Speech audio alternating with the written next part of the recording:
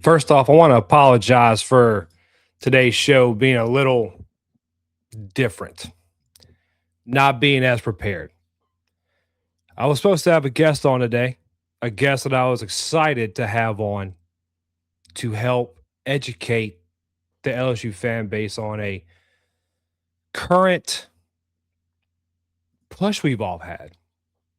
Me, Coyote Operator, NBA Tiger Boy, Miss Brandy Fry, all the parents of the LSU baseball players all came together last week to help support Jay Johnson and his LSU baseball program.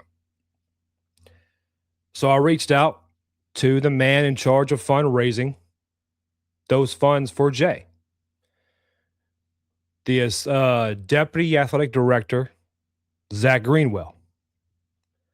I spoke to him last week. He was kind enough, and I want to thank Zach for taking the time to at least respond to emails and give me the time of day in that realm. But he was supposed to come on today, and we're going to have a conversation on, hopefully, have a conversation on the best path forward for fans to take to help support Jay Johnson and his LSU baseball team. While speaking to Zach, waiting to hear a response for if he's going to come on the show, Verge Osbury went on Matt Moscona, and we've already touched on that subject and how I believe, honestly, he did not say some of the things that were claimed, that LSU was getting a higher rev share. He never promised anything. He said they would think about it, and the budget is not settled. So I was really looking excited talking to Zach. And this morning, and as a lot of you know, I work shift work. A lot of you understand that. And this morning I got off of work at about 4 a.m., came home, fell asleep about 5 a.m., woke up at 7 a.m. to prepare and emailed Mr. Greenwell. And there was a last-minute trip to Texas with a team. Now, I may be cynical, judgmental, but I don't really believe a last-minute road trip to Texas happens like that. And when I say all this, I did keep continuous contact with Mr. Greenwell. It wasn't like he told me last week, yep, and then we found out this morning. No, it was exchanged emails frequently. So I'm going to put my 2 cents on it. Ever since the Verge Osbury interview with Matt Moscona, which we're going to talk about later, a lot of the fervor or the excitement to help Jay Johnson has waned. And I understand. LSU as a whole, since, frankly, the Texas A&M game during the football season, has asked for a lot.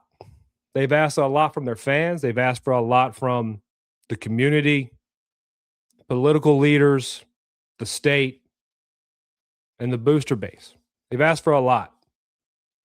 From firing Brian Kelly and Scott Woodward and firing Brian Kelly's staff, to the firing of Matt McMahon and his staff, and hiring Will Wade and hiring Lane Kiffin, and then putting together an NIL budget for football and basketball and continuing to run the university and run these programs. They've asked a lot from us. I understand that. So it's hard for me to come out here and ask you to donate $25. I know to a lot of people, $25 may seem like a lot, but I'll be honest, I remember a time in my life where $25 would have made or break me. It would have made me or broke me. I remember those days, and I understand the hardship sometimes. I do. And the reason I made the goal $25 was I felt like, hey, give up. You stopping that coffee once a week for a month, or go cancel that subscription you have to whatever streaming service you never use and just donate. It wasn't a monthly donation. It was a one-time donation. And I keep trying to express this, and I keep trying to make it known that we can't give up. We can't stop trying to push this. I know the Verge Osbury interview made us feel somewhat vindicated in our efforts, made it feel like, oh, we made a difference. Let's go. Fight's not over. You can disagree with me all you want. I've listened to that Verge Osbury interview with Matt Moscona. That 30-minute interview turned into 3 hours. I went over every word with a fine-tooth comb and listened to it back to back to make sure I wasn't misunderstanding Mr. Verge Osbury. And my takeaway from that interview is there is no guarantees. We talk about fighting this baseball team, and I told you guys earlier this week not to give up on this team, not to stop fighting for this team. Don't give up on them as a fan base. That's what I said. And the one thing I believe I saw from Tuesday night was Jay Johnson is not giving up on this team. Now, granted, and you're going to tell me he's the coach. He has to coach these guys. He has to push them and try to win. I get it. I get it.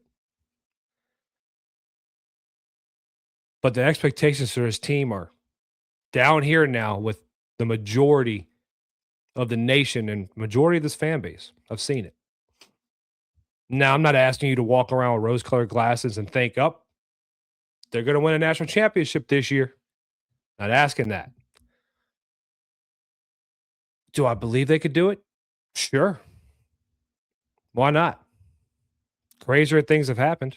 We're going to talk about a 23-game winning streak that happened eerily enough around this time. Does anybody have a possum they want to release? But Jay, you see the fight in Jay Johnson and how he's getting on these guys and how he's pushing these guys and he's coaching these guys up to get their minds right, to get this season going back on the right track. The season's not over. I know we're halfway through SEC play. The season dictates the next 5 weekends. I'll be honest. We need to win midweek games. Like I said before, I'd rather them focus on weekends. The SEC play is going to boost your RPI up enough, and we need the SEC wins to make sure we get a spot in the postseason, period. Aside from hosting or not. The latest projection I saw, I forget all 4 teams, but I know we were slotted or seated in a regional in Conway, South Carolina at Coastal, which that'd be interesting regional, with Coastal and Wofford. I apologize to the other team that I'm misremembering. I apologize. I looked at that and I didn't think that's not a bad draw, but it can be better. As I've asked you to not give up on this team as a fan base, let's not give up on Jay Johnson because he's not going to give up on this team either.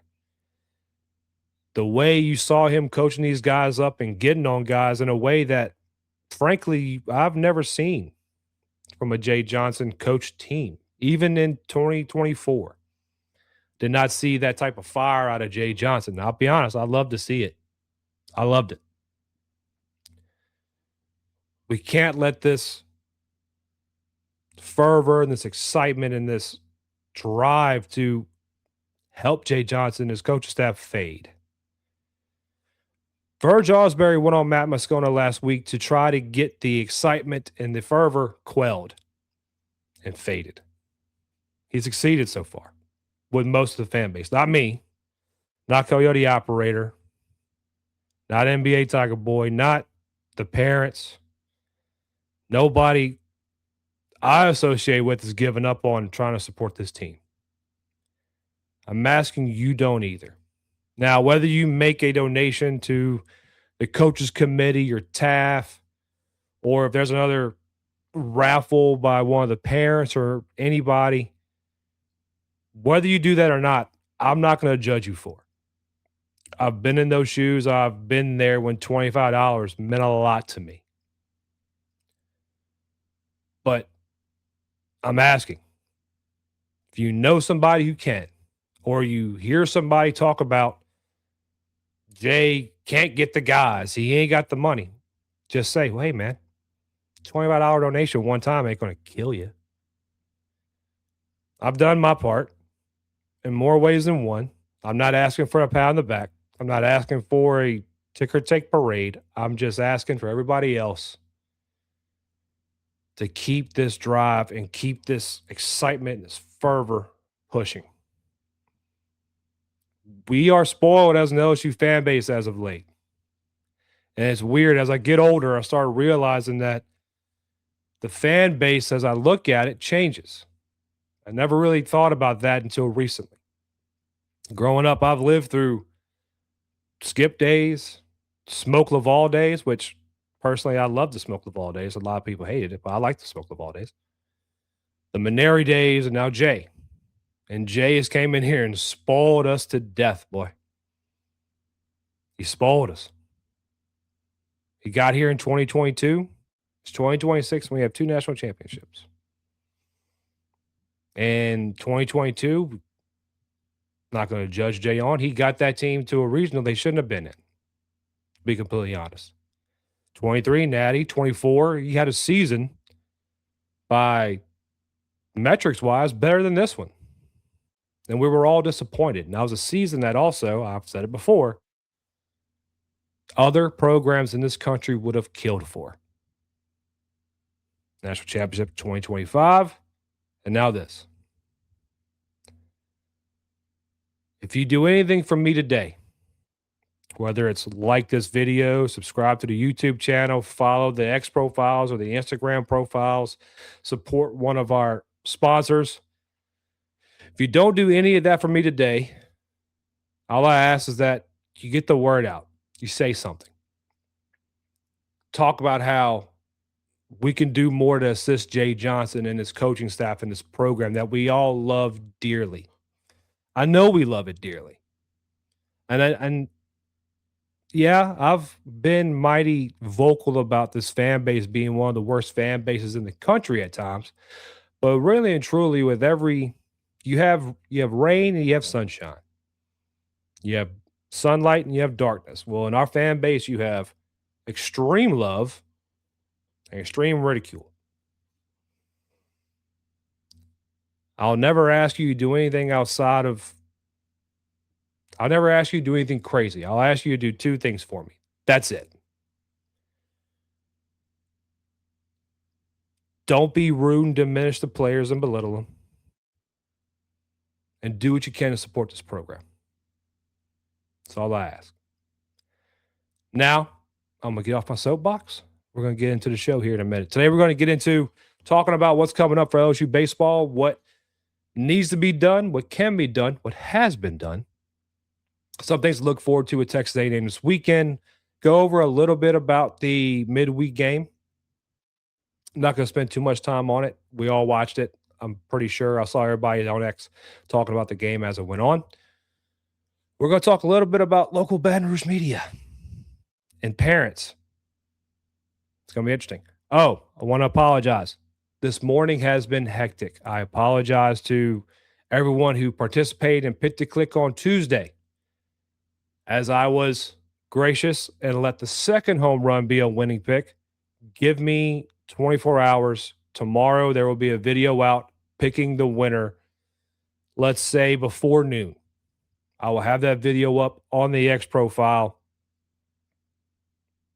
And I'll have it on Instagram as well. Picking who won the Jake Brown card and the Jesus One shirt. I apologize. It really has been a hurricane of a morning for your boy. So we're going to get to a quick break, talk to a few sponsors. When we get back, we're going to jump in. I can't talk this morning. Jump into the content. Stay with us. John 16:33, Jesus says, I've told you all this so that you may have peace in me. Here on earth, you will have many trials and sorrows, but take heart because I've overcome the world. Like that truth that Jesus won is so powerful, so significant in our lives if we fully trust and fully surrender to that promise. Like, no matter what we're going to face, no matter what stress, no matter what challenges, no matter what anxiety, like, Jesus promises peace, and he reminds us that all of the sin, the fear, the doubt, the shame, like, he overcame it all. He paid the price for your sin and mine when he went to that cross. He died a death that we deserve. He went into the grave. He didn't stay there. 3 days later, he rose from the grave, and the promise is true that he's coming back someday. So the power and the significance of that verse is now in a two-word phrase that's on a t-shirt, on a hat, on a hoodie, and simply said, Jesus won. Even in the valley of the shadow of death, I can take rest, cause the living God is living in my chest. Every day I wake up feeling blessed, and even if I don't, I see it as a test. Join me and your favorite players by expressing your faith and assisting local ministries. Use code WalkItOffTalk for 20% off your orders at JesusOneApparel.com. 15% of your purchase will support local ministries like the LSU FCA. That is code WalkItOffTalk for 20% off. Jesus won. In South Louisiana, there's nothing we love more than God, family, sports, and food. For your next get-together, make sure you contact Lemise Sourdough Bakery. Whether you're gathering with friends and family for the big game or surrounding yourself with loved ones for a Sunday dinner, let Lemise Sourdough Bakery provide what you need to make it that much more special. Lemise Sourdough Bakery is a small batch, all-organic bakery right here in the heart of Baton Rouge, Louisiana. Go take a look at what's being mixed up in the kitchen next, as well as place your orders on Instagram at Lemise Sourdough Bakery. Don't forget to pick up your regular sourdough loaves, your jalapeno cheddar loaves, cookies for those late night snacks, and cinnamon rolls for those early morning cravings. Lemise Sourdough Bakery, where the first ingredients in anything made is love. Lemise Sourdough Bakery. Welcome back. I want to also express one quick thing. I am so honored. I know I'm decked out in today. Y'all probably going to see me decked out in this apparel a lot. This apparel, by the way, is comfy. The only thing I'll say, this hat's a little too tall for my head. So I got to make it kind of fit, like my ears stick out. But the Jesus One ambassadorship that I've been blessed to have is, by the way, when I say on the ad, 15% of your order goes to the LSU FCA, and I'm also going to try to find a local ministry that assists children with autism. That's something near and dear to my heart. That goes to them. I don't make a dime. I promise you. I'm not trying to make any money off it. I want to help these ministries. And you get 20% off. These guys are giving you 20% off and then 15% off of that. So they're losing 35% off the top. And the clothes are not expensive. Like this hoodie, this military version hoodie, if you're a veteran, dude, this thing is comfy. This was $16. This was the most expensive thing I bought, and it was $30. So, and I know a lot of you have been asking for merch, for Walk It Off merch. I'm learning that I can be okay with technology, but I'm not great with it. And Shopify, for some reason, is giving your boy some trouble. So if any of you have any experience with Shopify, message me. Message me on Instagram, on X, on either page. I will take the assistance. I promise you. So I want to say thank you so much to Jesus One Apparel for granting me the ability to be a Jesus One ambassador. And I'm excited because we're going to do a lot of things. They don't know that yet, and I may not tell them what I'm doing, but I'm going to do a lot of things. All right, let's start off with the midweek game. Wasn't pretty, but you're 1-0 on the week. Last week, you were 0-4. I'm not going to get back into that. We already went over that. But you're 1-0 on the week. You got a good step forward into this weekend against Texas A&M, who Texas A&M is going to be a test. It's a little bit harder of a test than I believe the Ole Miss weekend was from first glances and doing the research I've done, but it's not impossible. I said this on Justin Babin's show on Babin on the Bayou. Make sure you check that out. And I was talking to our buddy Jim Cross, who's he's an employee actually of Jesus One Apparel and an ambassador.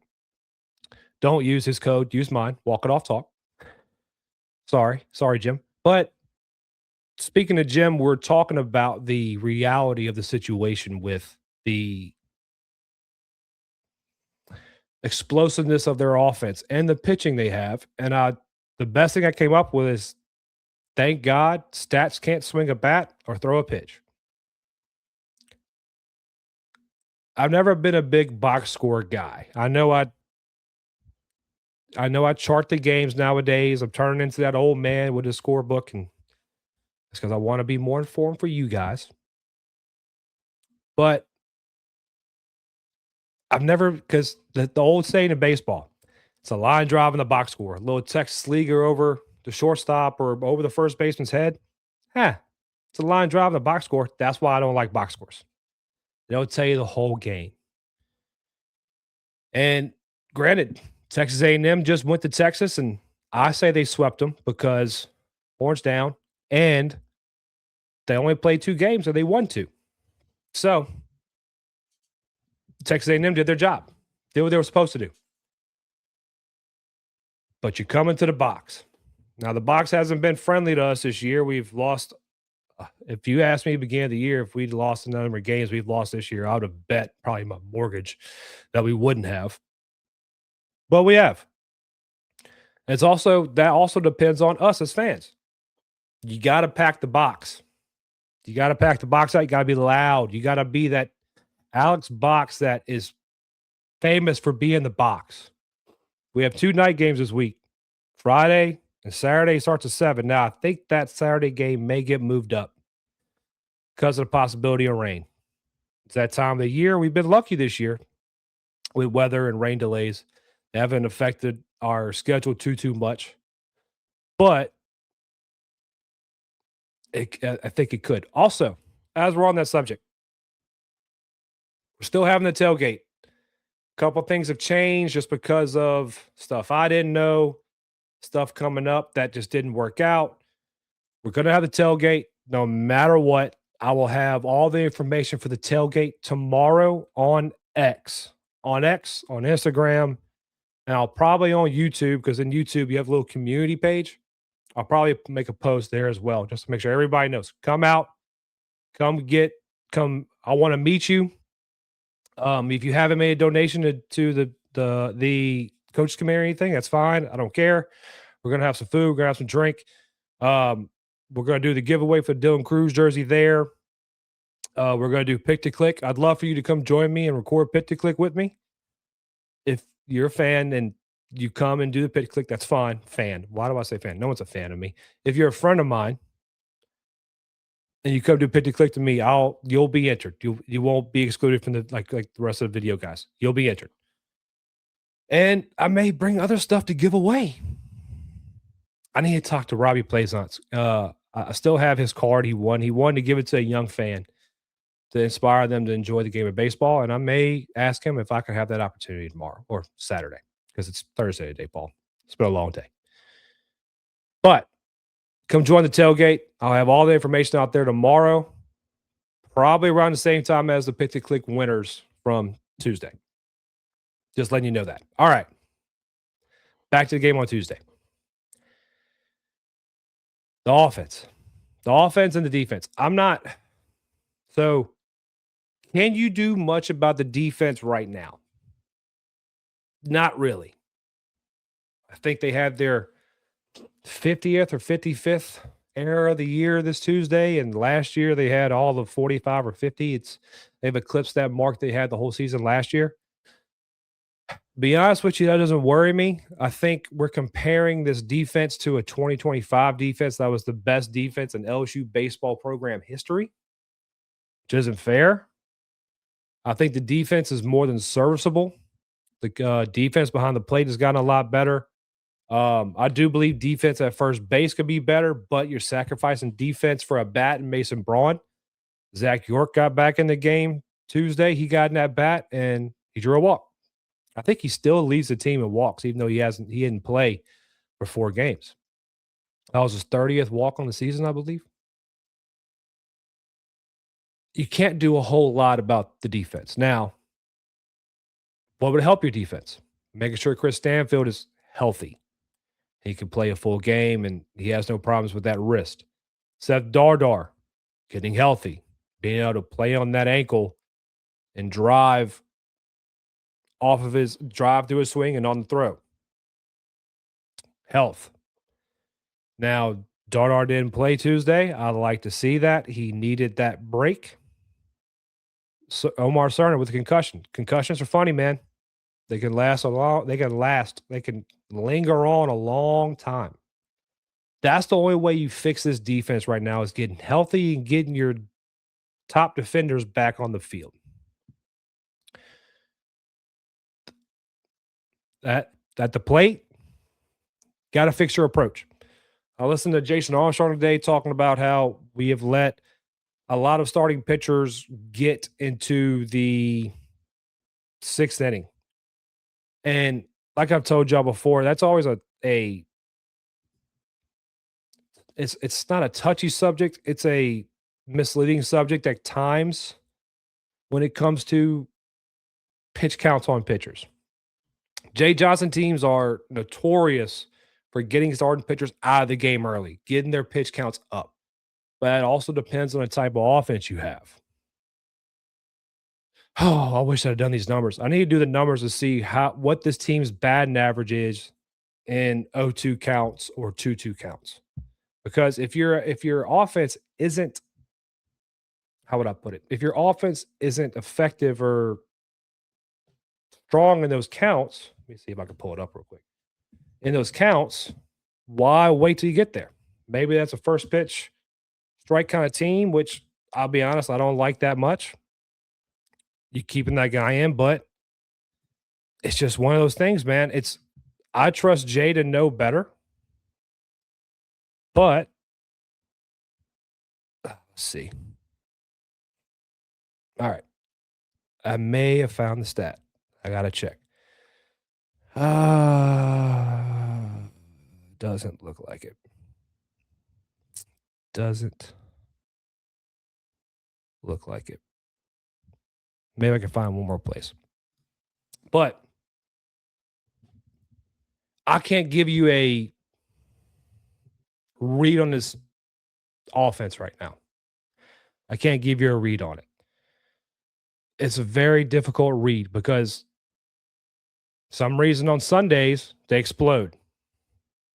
Some Fridays they can explode.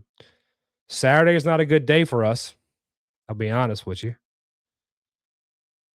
It'd be nice to see if Cooper Moore comes back. That'll help your team out a lot. I didn't listen to Hunt Palmer. I asked him what he thought what our record in SEC would be with Cooper Moore. I think you would be a little bit better when it comes to your overall record, especially in SEC play. I think in SEC play you may be 8-9 if you had Cooper Moore on Saturday still, or even on Sunday.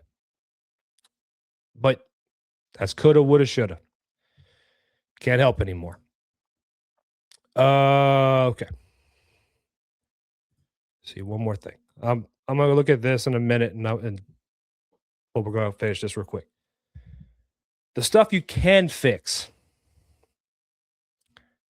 Mental mistakes on the base paths. I've talked about it all year. Jake Brown and Stephen Milam have been two guys that I've seen on this team who have flourished in those moments when they can make something out of nothing. Moving first to third on a sac fly when we do have one.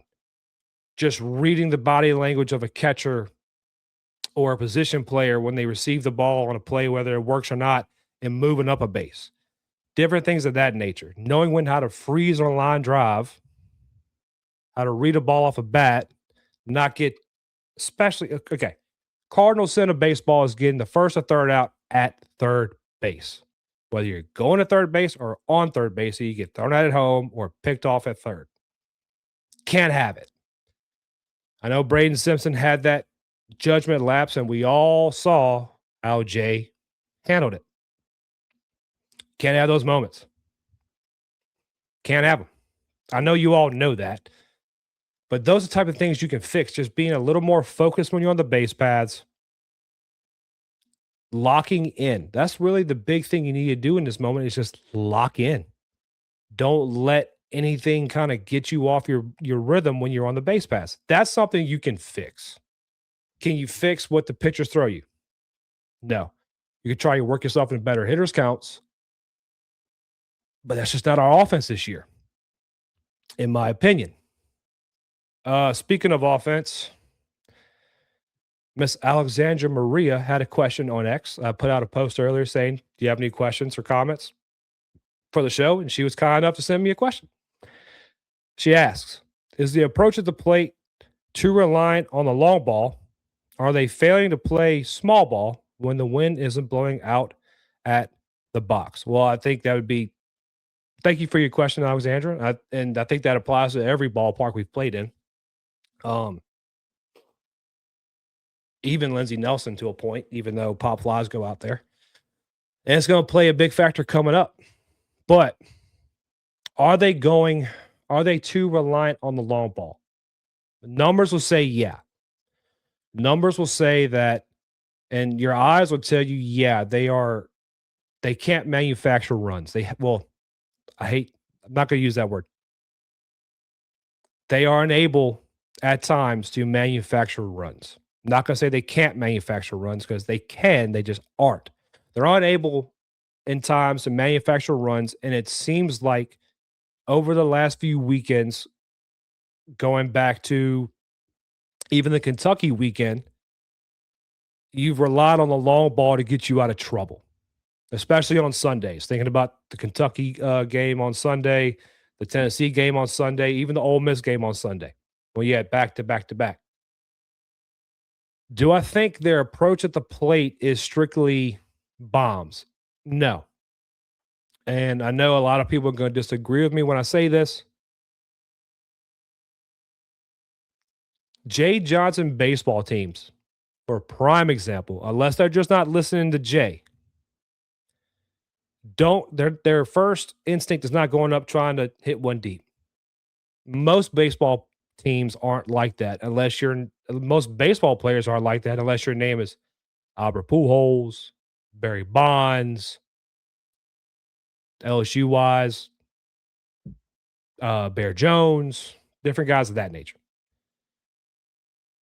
Does their swing look like they're coming out of their shoes? At times. And I think a lot of that is they're reading a pitch out of the hand and they think they're getting their pitch and they're being fooled or they miss it.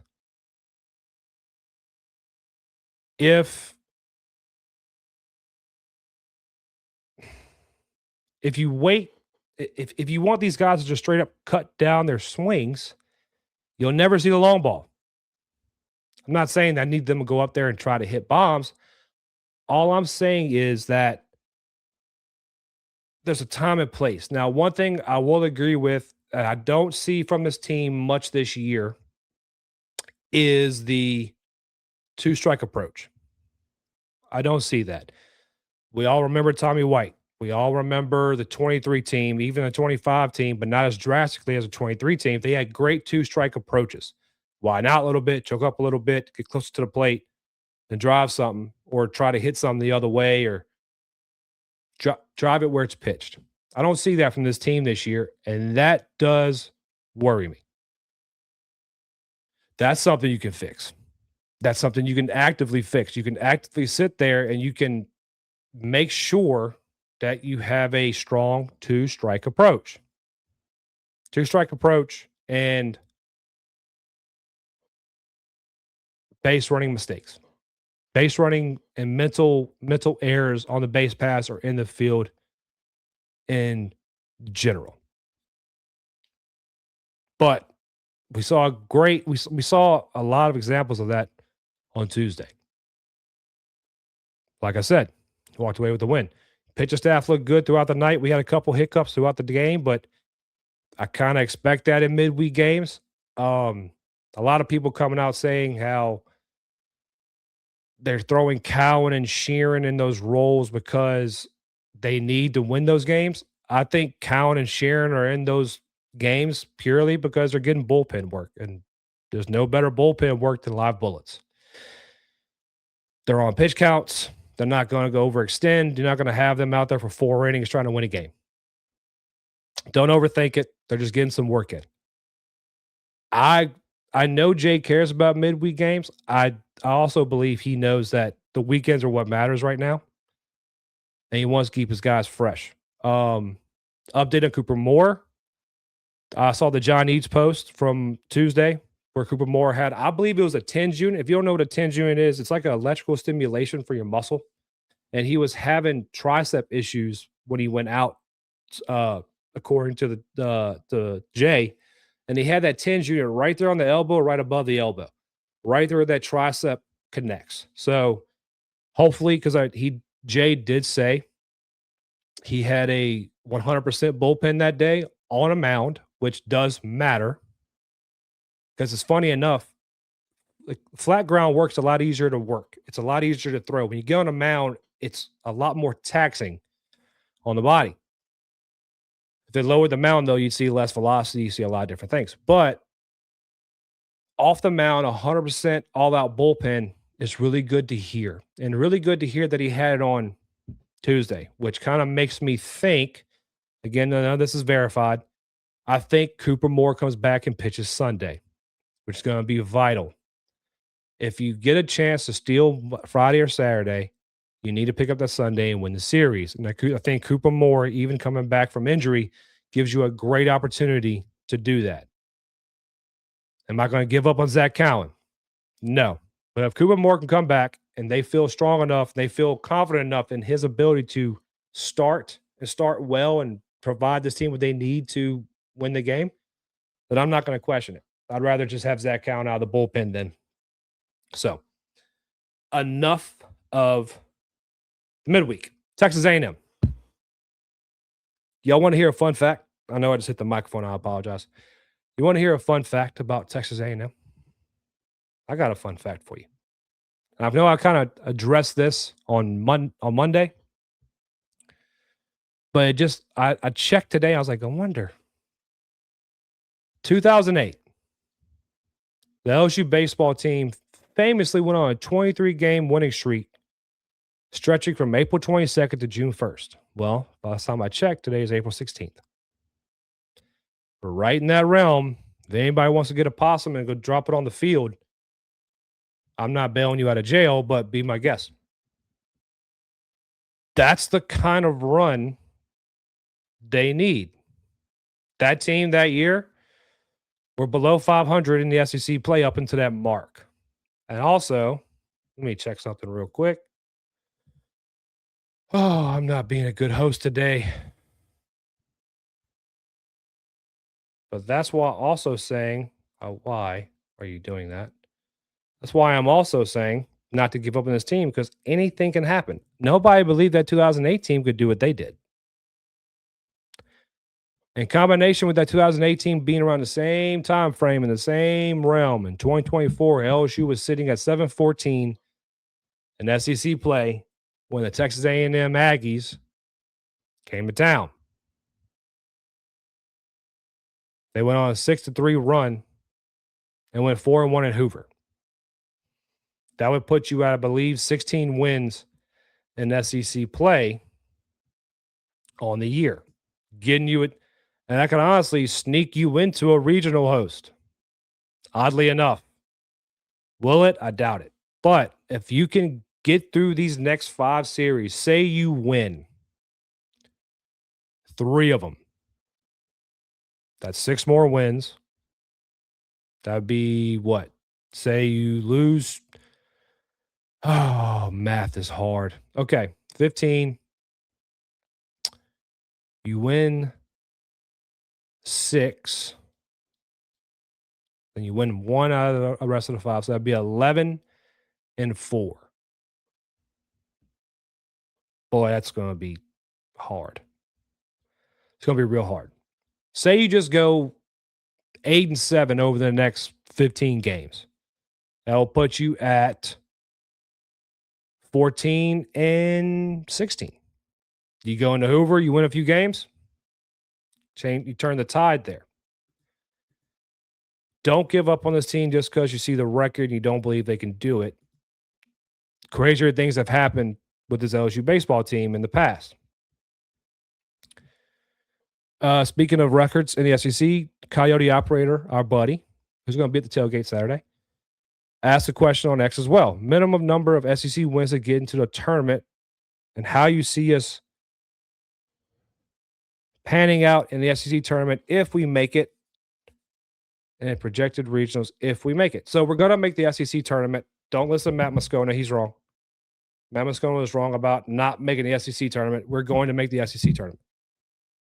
How do I see us panning out? Well, you're going to be at best a 12 to 16 seed probably in the SEC tournament. So you're going to have a hard road ahead of you, and you're going to play on probably Tuesday. So you have a long path ahead, and you're going to need a lot of pitchers to step up. Now, is it possible? Yeah. But to make a deep run in the postseason, you're going to need to make a deep run in Hoover. The rest of guys, I don't want to give you a prediction on how the rest of the SEC play handles. You have Texas A&M coming into town. Is one of the best teams in the country right now. They just beat a top 3 team in Texas, 2 out of 2. I think they were at Kyle Field. Yeah, I think they were in Kyle Field. Then you got to go to Mississippi State and play another top 10 team on the road in a hostile environment. Then you come home, you have South Carolina, who's playing better baseball without Paul Maneri. Shocker. Then you go back on the road to Georgia, who's possibly the best team in the country. Then you come home and play Florida, who's been playing good baseball as well. The SEC does not get easy. Even when we looked at South Carolina and thought, oh, we're fine, it's not fine anymore. They're not playing bad baseball.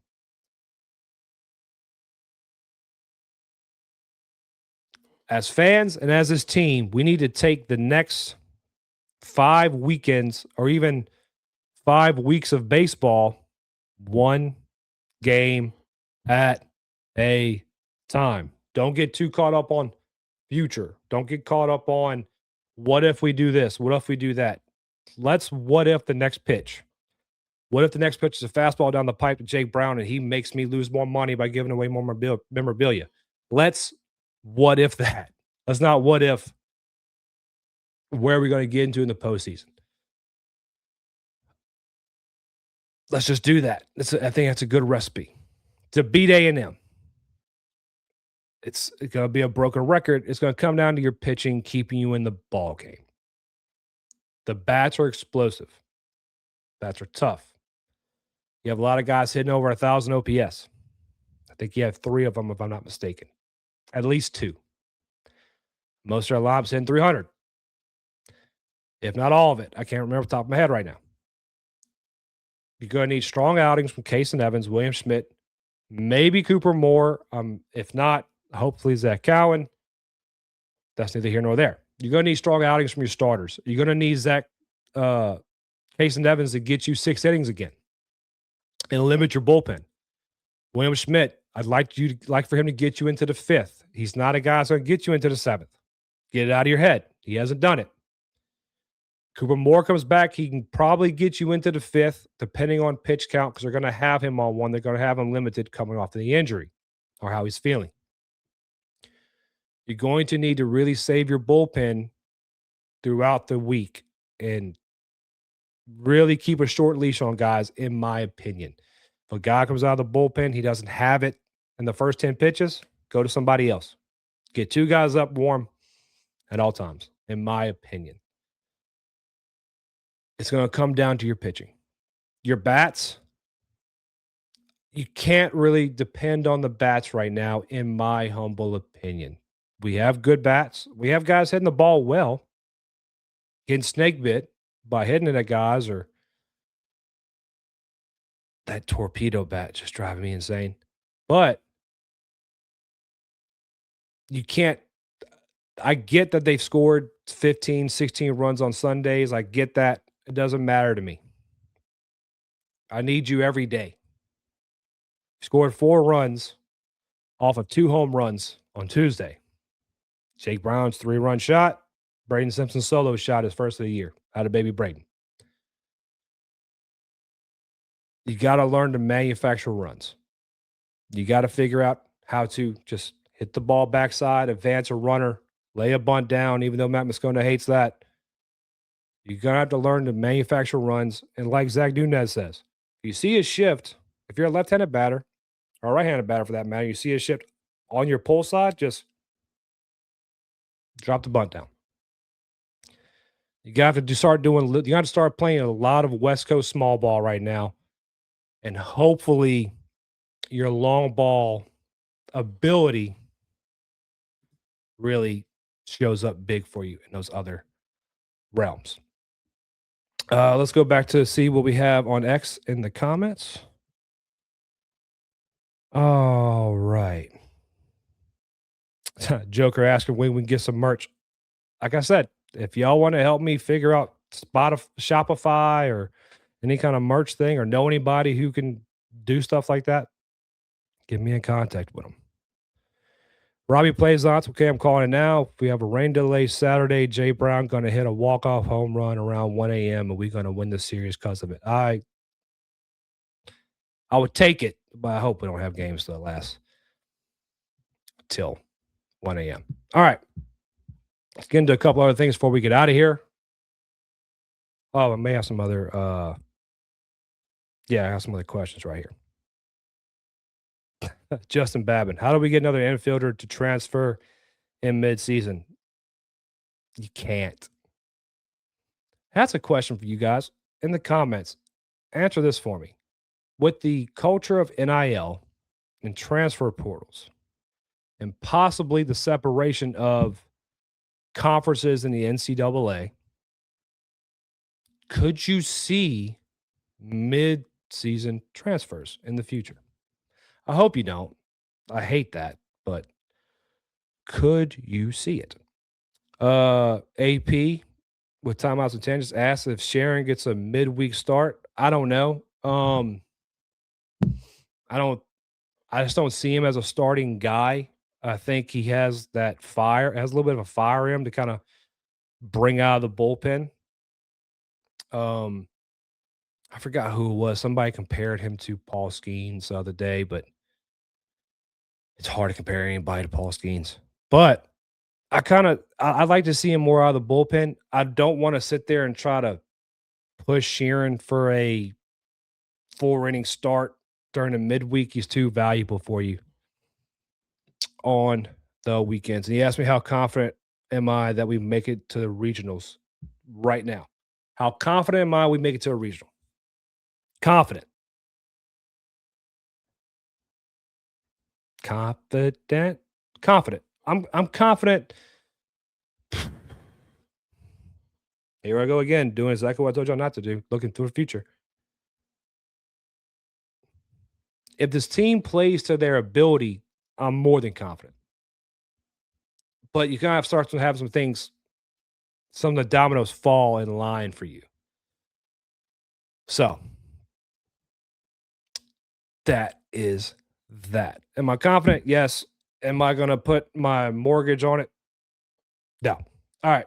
One quick fun thing we're going to get into today before I get you guys out of here. Matt Moscona did it again. He stepped in it again. Now, if you saw, I saw a drunk Blake Baker reposted it. Shout out, Coach.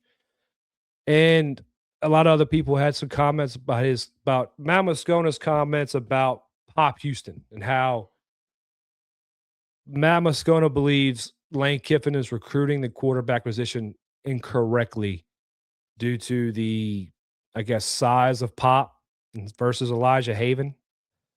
I do know in the clip, I remember very distinctly that Elijah Haven wanted to go to LSU. Well, he could have committed with Brian Kelly, and he didn't. My opinion on it is, and well, let me get back to why I brought it up.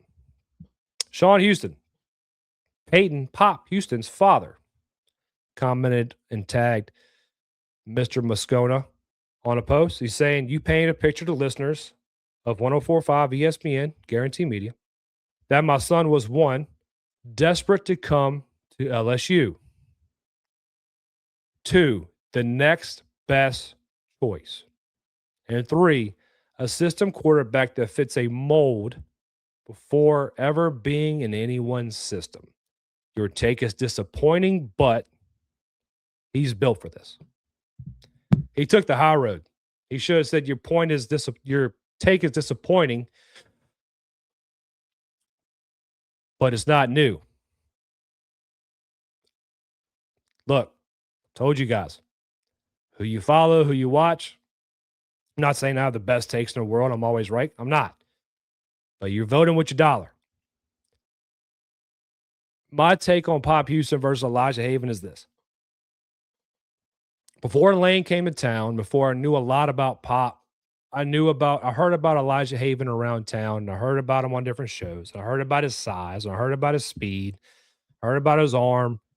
And I liked Elijah Haven. I think he was the number one quarterback in the class at the time, or number one quarterback in the country, or number one athlete, or number one recruit in the country. Maybe I can't remember exactly. Yeah, I was like, yeah, at least Elijah Haven at Dunham needs to just drive down Perkins, head over to LSU. Here's the fun fact: Lane Kiffin is going to recruit the best players in the country, whether he was at Ole Miss or now at LSU. Lane Kiffin offered Pop Houston at Ole Miss. Pop Houston committed to LSU. Lane Kiffin came to LSU and made sure he kept that commitment from Pop Houston. I'm not going to lie. I've seen the measurables. I've seen the height, the weight, all that jazz. And I've asked questions to people. Hey, is that where were you? No? Okay. So I remember I saw a picture of Lane next to Pop, and I was like, that kid looks short. Then I see film coming out of the Elite 11 in New Orleans. A Pop slinging it. And guys in that circuit talking how great of a quarterback Pop is and how much arm talent and how talented the young man is. Besides all that, all I have to say is this. How about you trust the head coach you just paid over $100 million to come here? How about you trust the head coach who has one of the most explosive offenses in the country to pick who he needs at quarterback? You trust him to have Sam Levitt, who can't participate in spring, get a guy from a school called Elon, who I've only heard of because Shane Gillis played college football at Elon, the comedian, and he got a son Longstreet from USC. How about you just trust the quarterback coach? How about you just trust Charlie Weiss and Lane Kiffin in picking their quarterback for the future, which Pop Houston appears to be the quarterback of the future for your LSU Fighting Tiger football team. Matt Moscona and bad takes? Color me shocked. Color me shocked. Let me make sure I did not miss anything before I get out of here. I did not. Okay. One more thing I want to show you guys. So, this week, or Sunday, your boy got interviewed by LSU Reveille for what we're doing with the fundraising for LSU Baseball. So, it's on X. I'm going to share it on both X pages so y'all can go find it. Mr. Alex Sheasley did a great job. I'm not going to go scroll through the article real quick, but this is the title of it: How LSU baseball fans leverage social media in community effort to raise money for the program. I want to thank Alex for thinking of me to interview me for his article. He also interviewed Jared, Mr. Coyote Operator, and Miss Brandy Fry. I haven't got a chance to fully read the article end to end yet. I did skim it, but because he sent it to me right before we started recording. Make sure you go follow Alex and go read his article and his work. It's pretty cool. It's pretty cool. Thank you, Alex, for taking the time and thinking of me for all, young man. I appreciate it. Other than that, donations. Like I said, I think a lot of you just don't see this. If you made a donation and commented on Coyote Operator's post, if you made a donation or entered the raffle for Miss Brandy Fry's cards for Ethan Fry signed cards, if you did that, oh yeah, Saturday, we're going to give away an Ethan Fry signed card at the tailgate.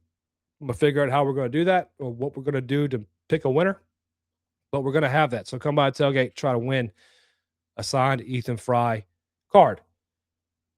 If you donate any of those places over $25 or $25 or more, all you got to do is go post a screenshot in the comments and follow Paul Jarrett 16 at Walk Off Talk. That's all you got to do. You enter the giveaway for the Dylan Cruz jersey on Saturday. Pick to click. Come put your pick to clicks in. We're going to have some good prizes this weekend. I've already showed you that we're giving away the Alex Bregman signed program. That'll probably be, can't decide that'll be Friday or Sunday or not because I may try to give out something bigger. I haven't decided yet. Saturday, we're giving away the William Schmidt signed baseball. Also, it's Military Appreciation Weekend. So if you're at the box, say thank you to a veteran. They love it, I promise. And just wrap your arms around this team, guys. Do me a favor. It's free. Like, follow, subscribe. That's all you got to do. It's free. I don't post too much to aggravate you, but I post enough to keep you engaged. Thank you all for being here. Thank you for dealing with my idiocy at times and my lack of sleep. Hope you all have a great day. I cannot wait to see you guys Saturday at the tailgate. If I don't, may God bless you and your family. Y'all have a great weekend. Stay out of the bad weather. Thank you again to Jesus One Apparel and Lemme Sourdough Bakery. Lemme Sourdough Bakery will be at the tailgate on Saturday. And if you're at the game Friday, you may be able to find us in some more Lemme Sourdough Bakery goods. Just saying. Support those who support us, guys. Remember, Walk It Off Talk at Jesus One Apparel for 20% off, and 15% of your purchase goes to the LSU FCA ministry. Hope you all have a great day. I cannot wait to see you all this weekend. Remember, God loves you. All he wants you to do is love him back. God loves you. I love you. Go Tigers. I'll see y'all around.